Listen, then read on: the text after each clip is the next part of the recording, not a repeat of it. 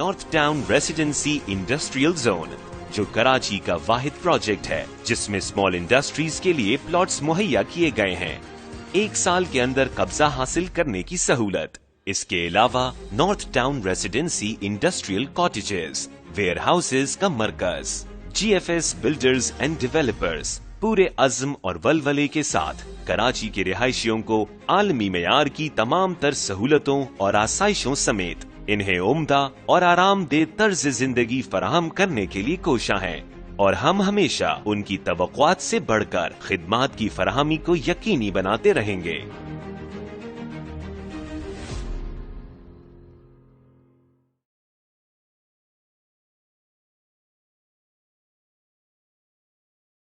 देखिए, बेहतरी तो आई है, लेकिन इस दफ़ा के रिज़ल्ट तमाम रिज़ल्ट से मुख्तलिफ इसलिए हैं कि इस दफ़ा जो है वो इम्तहान कम पर्चों का हुआ था और रिज़ल्ट बड़ा रिज़ल्ट है ना। इससे पहले अभी थोड़े दिन पहले हम फिज़िकल एजुकेशन का भी रिज़ल्ट दे चुके हैं, एक छोटा रिज़ल्ट था, एक होमिक्स नॉमिक्स का रिज़ल्ट दे चुके हैं, और अभी 4-5 दिन पहले कोई 5-6 हज़ार बच्चे थे, उसमें साइंस जर्नल का हम रिज़ल्ट दे चुके हैं और अल्हम्दुलिल्लाह बहुत अच्छा रिज़ल्ट रहा। लेकिन सिंध के अंदर जो हमारे पास जो परसेंटेज हैं वो इतनी ज़्यादा नहीं होती, क्योंकि हमारे यहाँ जो मार्किंग है वो इतनी लिबरल मार्किंग नहीं होती जैसे पंजाब और KPK में होती है कि आपने सुना है कि वहाँ बच्चे 99 और 100% ला रहे हैं। तो हमारे पास यहाँ जो अभी रिज़ल्ट हमने अनाउंस किए उसमें मैक्सिमम जो परसेंटेज थी वो 94 थी, उससे ज़्यादा नहीं आए। जबकि इसमें हमने 5% फार्मूले के मुताबिक इंटर के बच्चों को उनके मार्क्स पे 5% नंबर दिए जो स्टीयरिंग कमेटी का डिसीजन था, और 3% उनको फर्स्ट ईयर के नंबर के ऊपर भी मार्क्स दिए, लेकिन उसके बावजूद भी 94% है। और इम्तहान का तरीक़ेकार, चेकिंग का तरीक़ेकार और जो सीक्रेसी मेंटेन करने का तरीक़ाकार जो है इंटर बोर्ड में आइडियल है, और मुझे बहुत अच्छी रवायतें मिली हैं और मैं भी उन्हीं को आगे बढ़ा रहा हूँ। और इसमें चेयरमैन का और कंट्रोलर का भी कोई एक्सेस नहीं होता, और कंट्रोलर का एक हद के बाद रोल होता है।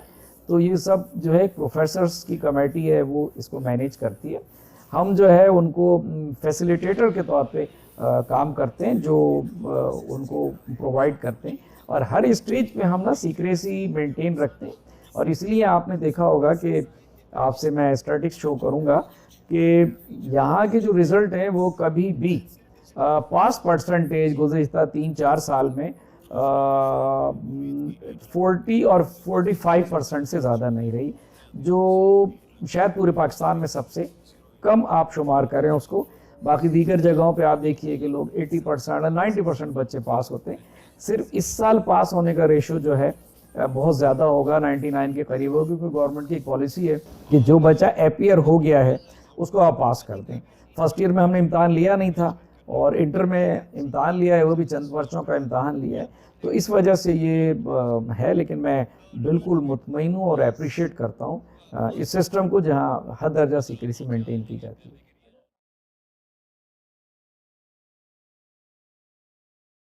देखिए, उनकी पॉलिसी में फ़र्क नहीं आएगा। उसकी वजह यह है कि उनके पास ये है कि 45% से कम को एडमिशन नहीं देंगे।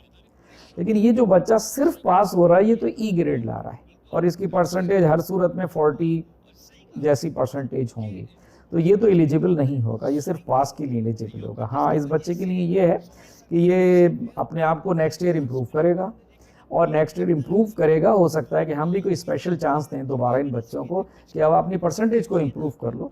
किसी वजह से कोई बच्चा बीमार हो गया या कोई प्रॉब्लम हो गई, तो हम ये समझते हैं कि एज ए एजुकेशनिस्ट हमें सोसाइटी को फैसिलिटेट करना चाहिए कि मतलब प्रॉब्लम में नहीं डालना चाहिए।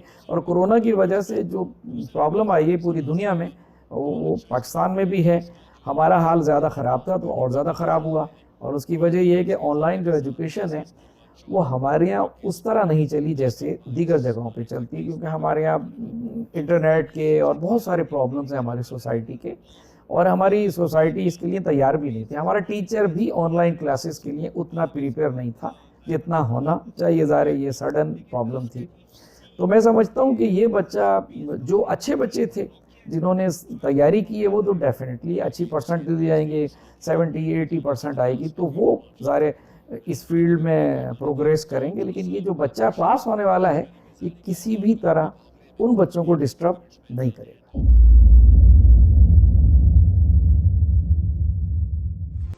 GFS बिल्डर्स एंड डेवलपर्स के चीफ एग्जीक्यूटिव इरफान वाहिद आला तालीम याफ्ता और एक जदीद और तरक्की पसंदाना सोच के मालिक हैं। इनके आलमी मयार के प्रोजेक्ट्स फने तामीर के आला नमूने हैं।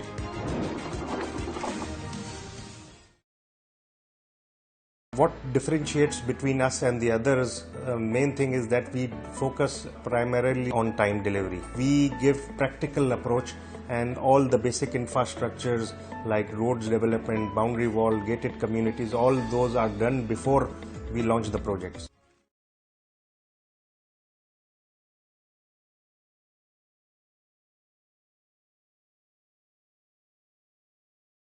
ये फोकियत तो नो डाउट उन बच्चों को है और रहनी भी चाहिए, लेकिन उनकी जो परसेंटेज है वो सेल्फ एक्सप्लेनेटरी है कि हर कॉलेज में उनको दाखिला मिल रहा है और हर अच्छे इदारे में उनको NAD के टेस्ट भी देंगे। अच्छा, उनकी नॉलेज इन बच्चों की इतनी अच्छी होगी कि वो NAD का भी टेस्ट क्वालिफाई करते हैं, वो मेडिकल का भी टेस्ट क्वालिफाई करेंगे, तो ये बच्चा तो कहीं टेस्ट के लिए एलिजिबल ही नहीं होगा। तो एलिजिबल ही नहीं होगा तो ये तो इसका पास होना ना होना कोई इतना मैटर नहीं करता। और कि मैं तो मशवरा होगा ऐसे बच्चों को कि हम नेक्स्ट इंशाअल्लाह इनको एक स्पेशल चांस देंगे, ताकि स्पेशल चांस में ये बच्चे बैठें और अपनी परसेंटेज को इम्प्रूव करें, ताकि ये किसी यूनिवर्सिटीज़ में एडमिशन लें, क्योंकि अगर किसी यूनिवर्सिटी में एडमिशन नहीं मिलता तो इनकी तो रास्ते बंद हो जाएंगे आला तालीम के। ऐसा जी हाँ, अभी इस्लामाबाद में IBCC थी, एक inter board committee of chairman की मीटिंग में भी इस पॉइंट को हमने डिस्कस किया था, और हमने सिंध बोर्ड कमेटी का भी मैं चेयरमैन हूँ, तो उसमें भी मैंने ये बात डिस्कस की दीगर चेयरमैनों के साथ। तो जल्द हम एक मीटिंग करके इसके लिए लाहे अमल भी बताएंगे और उन बच्चों को भी इसमें चांस देंगे इंशाअल्लाह जो गुज़िश्ता 1, 2, 3 साल के अंदर जिनके पास परसेंटेज इतनी कम है। बाज़ बच्चे ऐसे हैं जिनकी 44% है और यूनिवर्सिटी का क्राइटेरिया है कि 45 से लेस ना हो, तो ये बच्चा तो फॉरएवर के लिए प्रॉब्लम में आ गया ना, तो रास्ते बंद नहीं होने चाहिए। तो हम कोशिश कर रहे हैं इंशाल्लाह कि एक जगह बैठेंगे सारे चेयरमैन और इस पर फैसला करेंगे कि इन बच्चों को चांस दिया जाए, ताकि ये एक से ज़्यादा दफ़ा इम्प्रूव कर सकें। ये बच्चों पर पाबंदी नहीं होनी चाहिए। हाँ, इम्प्रूवमेंट की बात डिस्कस हुई थी स्टीयरिंग कमेटी में। ये फैसला भी वहीं से आया था स्टीयरिंग कमेटी से कि हम इनको 5% देंगे। लेकिन ये कि इम्प्रूवर बच्चे वो बच्चे हैं जो स्पेशल बच्चे थे, जिन्होंने ऑलरेडी अपना इम्तहान एक सिस्टम के तहत पास कर लिया था। तो इम्प्रूवमेंट के जो बच्चे हैं उन्होंने ये कोर्स पहले ही पढ़ा हुआ है, तो वो दोबारा इस कोर्स पढ़ रहे हैं, तो इसलिए उनको एडिशनल मार्क्स नहीं दिए। और सिर्फ सिंध ने नहीं, पूरे पाकिस्तान ने इनको कोई एडिशनल मार्क्स नहीं दिए, क्योंकि इनको पढ़ा हुआ था। तो हम इनसे एक्सपेक्ट करते हैं कि यार इनको चांस मिल गया है और इनसे सारा सब्जेक्ट का इम्तहान लिया है। ये जो 5% का मसला है वो भी है कि जो हमारी स्टैटिस्टिक्स थी वो ये थी कि बाज़ बच्चे इंग्लिश, उर्दू, पाकिस्तानी स्टडीज़, इस्लामियात में अच्छा परफॉर्म करते हैं, और बैड लक ये है कि हमने इनका इम्तहान ही नहीं लिया। हम तो फिज़िक्स, केमिस्ट्री, मैथ या फिज़िक्स, केमिस्ट्री, बायोलॉजी का इम्तहान ले रहे हैं। तो हम ये समझ रहे थे कि हमने पूरा इम्तहान ही नहीं लिया, पेंडेमिक की वजह से लेना तो हमें सारा इम्तहान चाहिए था। तो और अक्सर बच्चों की जो हिस्ट्री है वो ये है कि वो इंग्लिश, उर्दू और इसमें अच्छा परफॉर्म करते हैं कंपलसरी में, इसलिए उनको इजाफी 5 नंबर दिए गए थे कि वो उसको कंपनसेट कर लें उन नंबरों को। अच्छा, फेल ना होने का मसला ये है कि हमने फर्स्ट ईयर में इम्तहान ही नहीं लिया। अब अगर एक बच्चा इंटर में फेल हो जाता 1 या 2 सब्जेक्ट में, तो हम उसका रिजल्ट कैसे बनाएंगे? जब रिजल्ट नहीं बनाएंगे तो फर्स्ट ईयर के तो सारे सब्जेक्ट में फेल होगा, और बच्चा ये कहेगा कि मैंने जब फर्स्ट ईयर दिया ही नहीं था तो मैं फेल कैसे हो गया। तो ये एक मजबूरी थी, अल्लाह करे आइंदा कभी ऐसा ना हो कि हम ये करें। और हमारा फैसला भी IBCC में यही हुआ है कि अब नेक्स्ट ईयर इंशाअल्लाह हम सारे सब्जेक्ट का इम्तहान लेंगे और इसमें कोर्स में रिडक्शन भी नहीं करेंगे, क्योंकि ये भी हमारी तालीम के लिए एक तबाही होती है कि जब हम अपने कोर्स को कंडेंस कर देते हैं, तो कंडेंस की वजह से बच्चे बास चैप्टर्स को पढ़ते ही नहीं है। अगर बच्चे बेसिक चीज़ों को ना पढ़ेंगे फर्स्ट ईयर इंटर के लेवल पे, तो फिर आगे मेडिकल और इंजीनियरिंग में इनको बड़ा प्रॉब्लम होगा। देखिए, बात यह है कि वो आपने सुना होगा ना कि उसकी वो जाने उसे पासे वफा था या ना था। तुम फराज अपनी तरफ से तो निभाते जाते। और रूट्स यकीनन होंगी, अगर किसी दरख्त को बहुत अरसे तक पानी न दिया जाए तो उसके रूट्स खुद ब खुद ख़त्म हो जाती हैं। तो डेफिनेटली उसकी पैटर्नाइजेशन ना हो, उनको कोई पैम्पर ना करे, उनको कोई प्रोटेक्ट ना करे, तो वो खुद ब खुद जो है अपनी जगह बेबस हो जाते हैं। इंशाल्लाह बिल्कुल मैं फील करता हूँ कि ऐसा कुछ भी नहीं है अब, और कोई ऐसी एडवर्स चीज़ें मेरे इल्म में नहीं आई हैं, और इंशाल्लाह जिस स्टेज पे आएंगी तो उनका वहीं कलाकुमा किया जाएगा।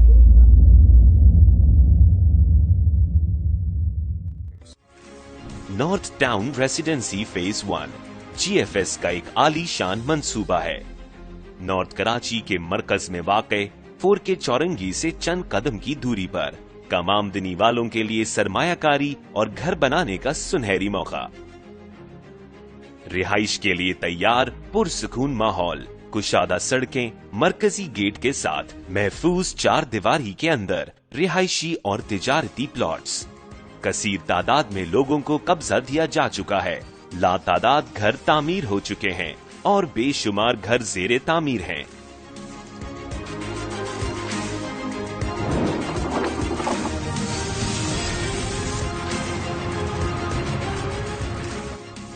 अस्सलाम वालेकुम, आप सबको खुशामदीद। यहाँ GFS के project north town residency phase 1 में आप मौजूद हैं और आपने यहाँ समा देख ही लिया होगा। यहाँ लोगों की गहमा गहमी है और पहले आइए पहले पाइए, कुछ चंद ही प्लॉट्स अवेलेबल हैं, तो आएँ और अपने घर की तामीर को जल्द अज जल्द शुरू करें, क्योंकि सारी चीज़ें ऑन ग्राउंड पर तैयार हैं।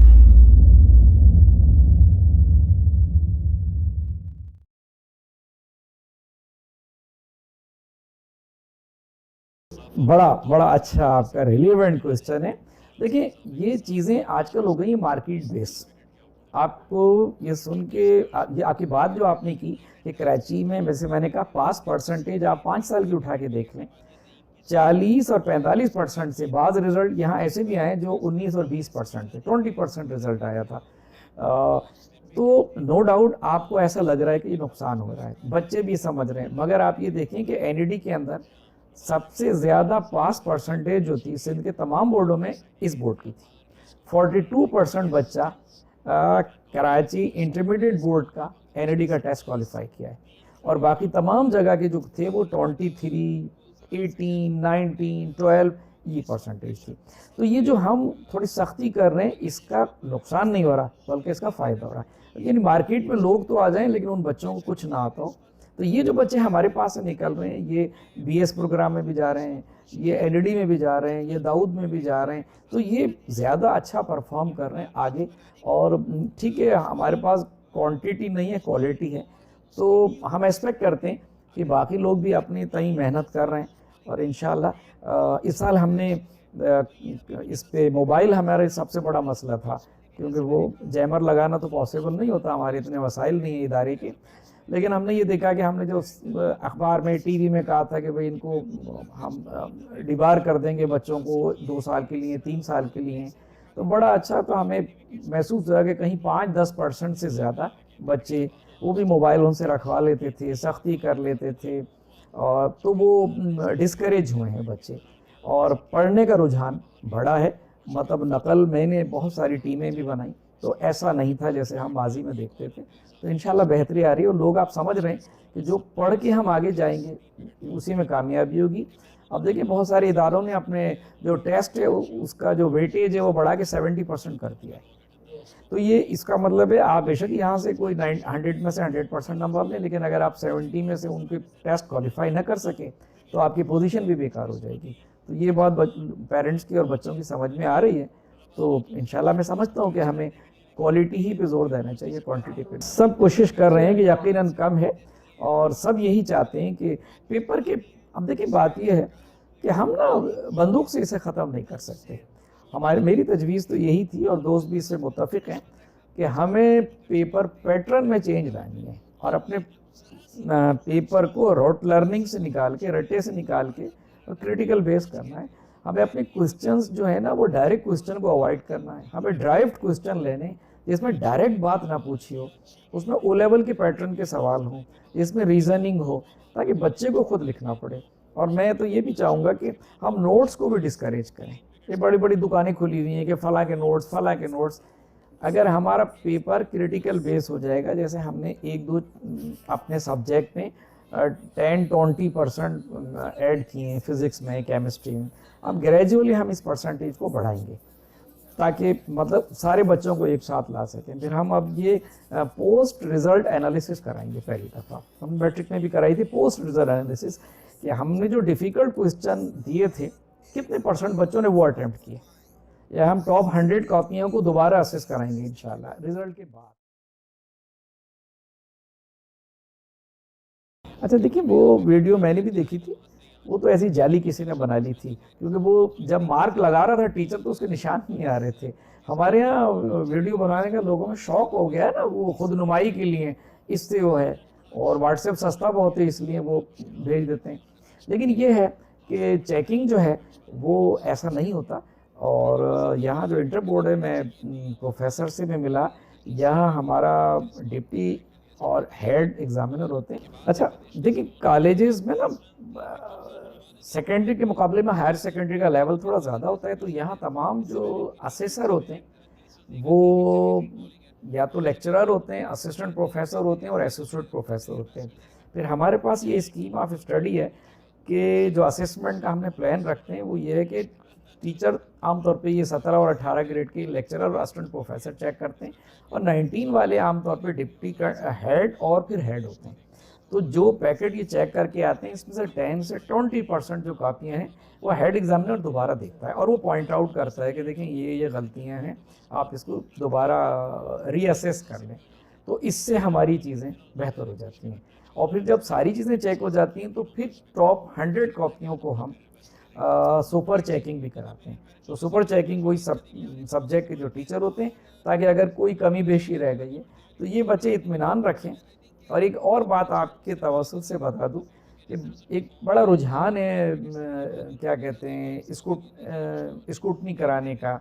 बच्चे समझते हैं कि बस दोबारा से 400 रुपये भर देंगे, असल में ये पैसे भी कम हैं, तो इसलिए लोग ज़रा इसको, आप ये देखें कि जो हम चेक करा लेते हैं ना, उसके बाद हम स्क्रूटनाइज़र को ये कॉपी देते हैं, तो उनको, वो स्कूल के टीचर होते हैं, वो कॉपी चेक नहीं करते, वो खाली ये देखते हैं कि कोई पार्ट अनअसेस तो नहीं रह गया, और टीचर ने जो प्लस किया है, प्लस माइनस किया है, उसमें गलती तो नहीं है। तो इसलिए बहुत कम इम्कान होता है कि ये जो आप बच्चे रीचेकिंग, रिटोटलिंग कराते हैं, या आप उसको कहीं स्क्रूटनी कराते हैं, उसमें नंबर निकले। इसलिए नहीं निकलते कि ये उन टीचर्स के हाथों से भी गुजरती है, वो चेक नहीं करते, लेकिन वो टोटलिंग वगैरह चेक कर लेते हैं ताकि ये मिस्टेक दोबारा ना आ सके।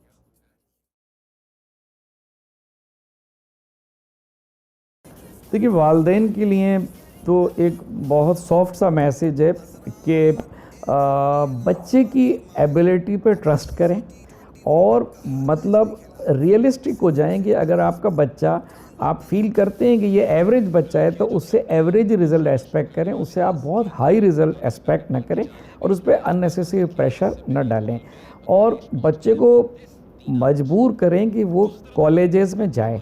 जो कॉलेजेस में है वहाँ बहुत अच्छे प्रोफेसर मौजूद हैं, मगर बच्चा ये है कि अब हमने डिसाइड कर लिया है कि कॉलेज में बच्चा कम पढ़ेगा और शाम के टाइम कहीं और कोचिंग या दीगर जगहों पे जाएगा। इससे आपकी जेब पे भी बर्डन पड़ता है, और आप बच्चे को मजबूर करें कि वो कॉलेज में क्लासेस लेके, जब सारे बच्चे कॉलेज जाएंगे तो टीचर नो डाउट वहाँ पढ़ाएगा, और बच्चे को देखें कि वो किस समझ जा रहा है, और उसको तरबियत करें उसकी। और असतज़ और बच्चों को भी ये फ़र्ज़ है कि रोट लर्निंग से बाहर आएँ, और अपने वर्ड्स में ये अपनी चीज़ों को लिखें, और चीज़ों को अपनी कंसंट्रेट करें।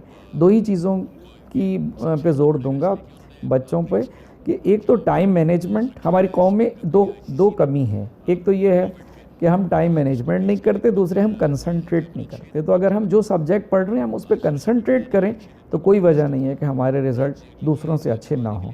और मेहनत कीजिए, और मतलब man can be destroyed but not defeated ना। ठीक है, अगर इंसान कहीं भी उसके नंबर कम आते हैं तो he can try again and again. और हम इस बोर्ड से इंशाअल्लाह जो बच्चों को हम उनको सहूलतें दे सकते हैं कि वो दोबारा इम्तहान देना चाहते हैं फिर दे दें, फिर दोबारा देना चाहते हैं फिर दे दें, अपने आप को बेहतर बनाएं। और नकल एक धोखा है, वो डेफिनेटली हम उसको हर स्टेज पे डिस्करेज करेंगे और अपने आप को अपने जहन में ये बात ही ना लाएं कि नकल की बुनियाद पे आप बहुत अच्छे नंबर लेंगे तो अच्छे इदारों में सिलेक्ट हो जाएंगे। जो इदारे अपना टेस्ट लेंगे तो आप वहाँ फेल हो जाएंगे। इसलिए आपको पढ़ना है और बहुत पढ़ना है। Thank you.